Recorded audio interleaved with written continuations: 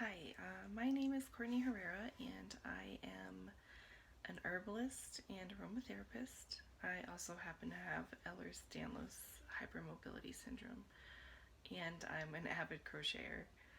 I am making this video because I've had a lot of requests by people, mostly my friends, to make a video about a day in the life of somebody with EDS, and also because people want to learn herbalism from me, and some people want me to teach them to crochet. So I'm going to just make a one channel catch-all kind of YouTube, and you can watch whatever you'd like or not watch whatever you don't want to watch. I'm basically really nervous right now because I never film myself doing anything. I feel really awkward talking about myself. Um, I feel like extremely vulnerable being on camera for some reason. I don't know why. I know it's just like I don't have to post it. I'm just talking to my phone, but it does make me feel exposed. So I guess it's a little um, awkward for me. I hope that with practice it'll get a little bit smoother. Although I don't see myself ever becoming like a professional YouTuber with like the ring lights and sponsors and all that. Maybe, I don't know. It's not the goal. Mostly I think the goal of this channel will be education. So I'll be posting different videos on how to make herbal remedies.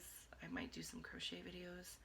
I'll probably do a lot of different videos about EDS just because it's sort of an unknown illness. People don't really know about it that much, and people are really curious about it, especially when they see somebody who looks healthy in a wheelchair, or when I'm walking around with my cane and I have like a brace on both knees and um, on my shoulder and my wrist. So people get curious, and it's something I would love to bring awareness to, just because there are so many of us zebras. It's not actually a rare disease, it's just rarely diagnosed. And hopefully maybe there's a zebra out there that'll be like, hey, she's sort of like me, maybe a little bit weirder, but yeah.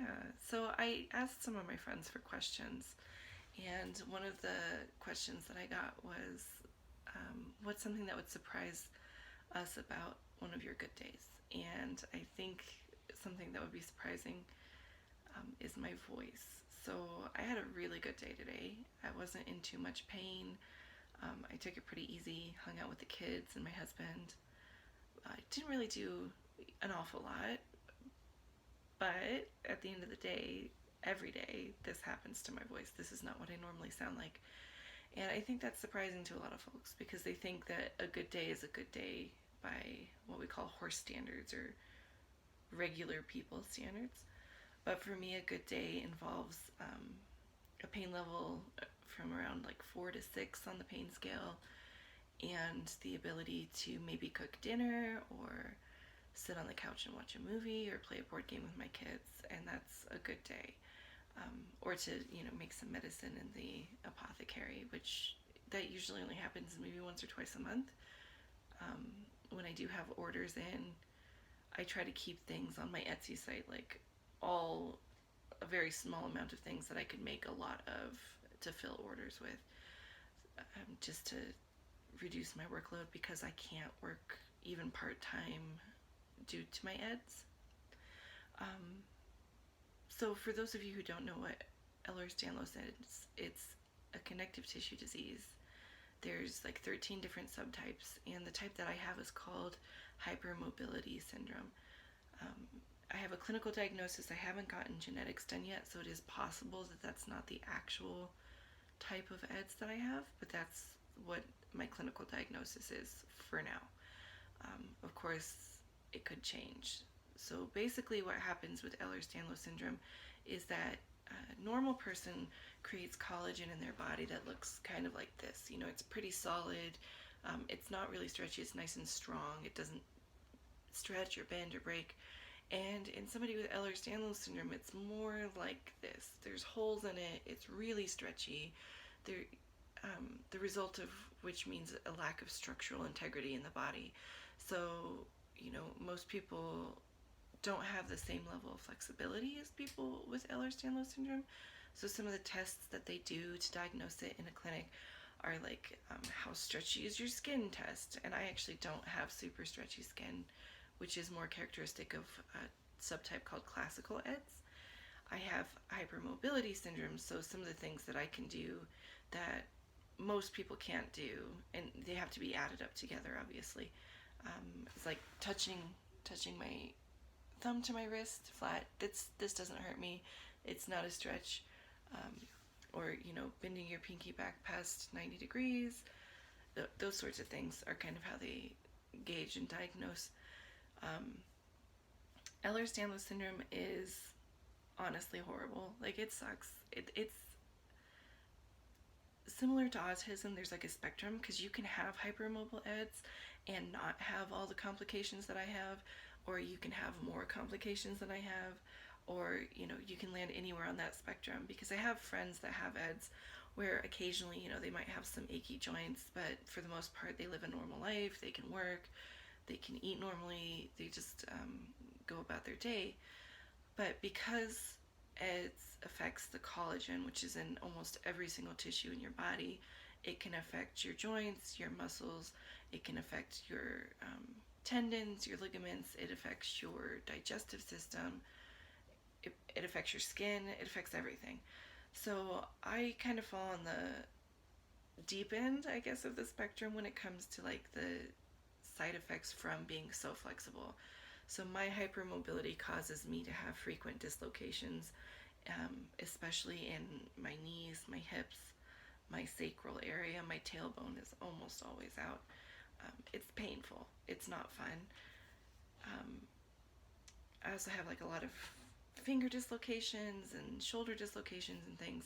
But the reason I use a wheelchair most of the time is to prevent dislocations in my pelvic area, because my hips, my pubic bone, my sacral bones, and my tailbone are my worst joints. They're really just so unstable. Instead of being like this, they're just like, like rubber sliding around. And my knees are the same way. So I spend a lot of time in a wheelchair on high fatigue days to prevent injury. I also use my wheelchair because I have something that likes to go along with EDS called POTS, or postural orthostatic tachycardia syndrome. And basically what that means is when I stand up too quick, I get lightheaded and sometimes I pass out. My heart races, I get sweaty, and it's really unpleasant. And then I have to make sure that I get enough salt in my diet to keep my blood pressure up, because it involves low blood pressure. And then I also have, I have plenty of issues. I'm not here to just drag on about the issues, but I'm just trying to give you an overview of like what EDS is, what it's like, what it does. I'm sure I'm missing some things. A huge side effect of EDS is brain fog.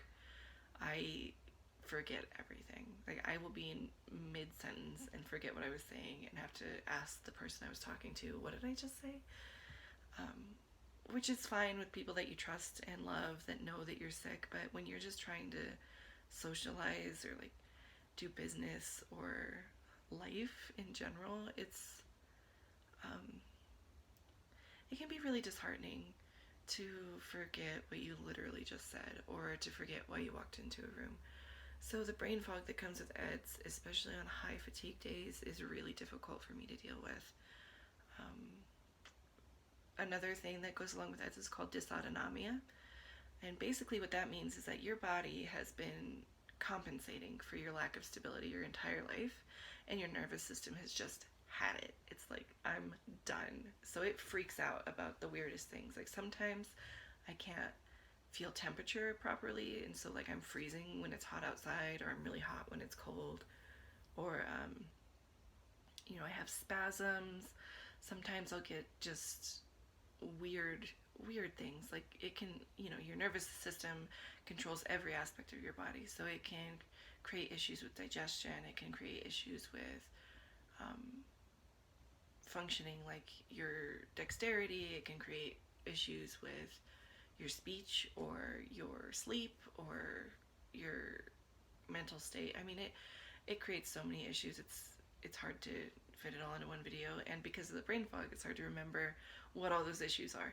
But dysautonomia, POTS, and EDS all together. And then I also have mast cell activation syndrome, which is like being allergic to nothing. Like, there's something that you've used 100 times and all of a sudden it gives you a rash, or something you've eaten 100 times and all of a sudden it gives you heartburn and a stomach ache, or you walk outside and all of a sudden your eyes are watery for no apparent reason. Just being allergic to nothing.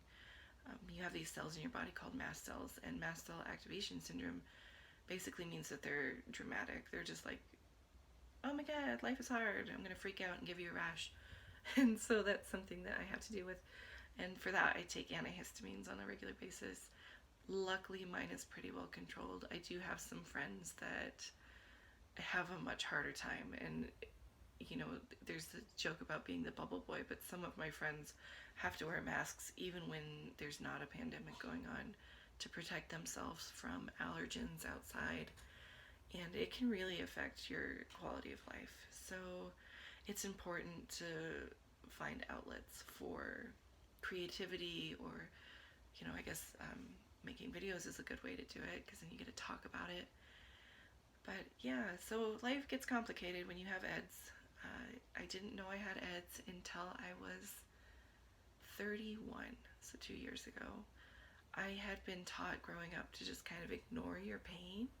I remember I dislocated my hip once at track practice, and I told my coach, and he said, if it was dislocated, you couldn't walk on it. And then he said, you'd be screaming in pain. And I believed him because he's a coach. And come to find out years later, like, no, that was a dislocation. I know my body, and it's not normal to be in constant pain. So if you are a young person and you wake up every day in constant pain, please know that that is not normal. That is not okay, and that is not something to be ignored. Seek help. I know that it's hard when your parents won't listen to you.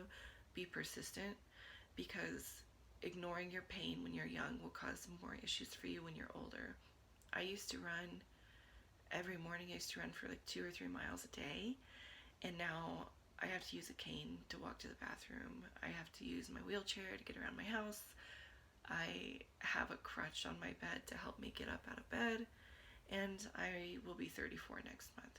So please, please, please don't ignore your body. Don't ignore your pain. If something hurts, sit with it. Ask your body, what is this? What is going on? What do I need to do? And then decide, if you're not getting relief through like rest, ice, elevation, or heat, whatever you're trying, talk to your doctor, talk to your school nurse. If your parents won't listen to you, talk to somebody that will, because you know your body better than anybody else. And never ever let somebody tell you otherwise. It is your body. You have lived in it your entire life, and you know when something's wrong. Even doctors sometimes will belittle and shortchange your opinion if you're young or if you're female, and it's important to know that you can advocate for yourself. You don't have to take their nonsense as an answer. Like, it's your body, and you need proper care, which is very hard to find, but stick with it. I promise it's worth it. I have a great PT now, and she absolutely has changed my life, changed my outlook, has helped me accept the situation I find myself in, and is just super encouraging. So there is help out there. There are answers out there. You might not have EDS, but you might have something else going on. Sorry about the beep. That's my wheelchair wheels turning off. But, just don't ignore it. Don't stuff it down. Don't pretend it isn't happening. Don't push yourself through it. Like, please take care of yourself, because your body is a sacred.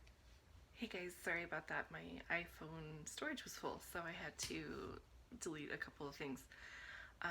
Anyway, what I was saying is, please don't ignore your pain. Your body is a sacred temple, and you have to take care of it, because you only get one. So don't ignore your pain. Drink lots of water. Eat healthy foods. Love yourself. For God's sakes, girls, love yourselves. Boys too, but I know it's hard. They make it so hard with the media and just what's expected of people these days. It's ridiculous. At the end of the day, the only person that you have to make happy is yourself. Okay, don't change who you are for anyone. Be weird. It's worth it. Trust me. I love being weird. I don't care what people think about me. And as nervous as I get about filming, it's not because I'm afraid of judgment. It's just because I honestly have never done it before. And so it's awkward. But I'm gonna be weird. It's gonna be weird here, and you're just gonna have to deal with it because that's who I am as a person. Um, so yeah, like it or not, you're a friendly neighborhood weirdo.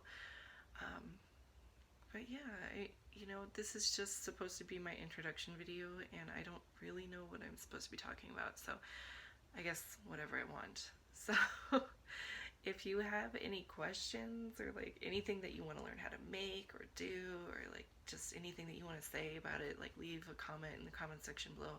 I promise I will read every single one of them because I don't have any followers. um, and I will absolutely make a video for you if you have a question, or if there's something you want to hear me talk about, or if you want me to read you a story. I don't care, I'll make a video. Like, yeah, let's do it. um, if you want to see my yarn stash, I'll show you that. If you want to go through my apothecary back here, which makes an awesome backdrop for this video, I think, we can do that too. Something else you'll learn about me if you stick around is that I'm an incredibly spiritual person, so I'll be talking about like how you're a sacred being. I might show you some of the ceremonial things that I do. I might talk about some of the experiences I've had. I do have a near-death experience. I'll probably talk about it sometime. Also, my journey to diagnosis and all that stuff. So I'm sure that there's plenty of videos for me to make, and hopefully there's plenty of people who want to watch them, but if not, that's fine too.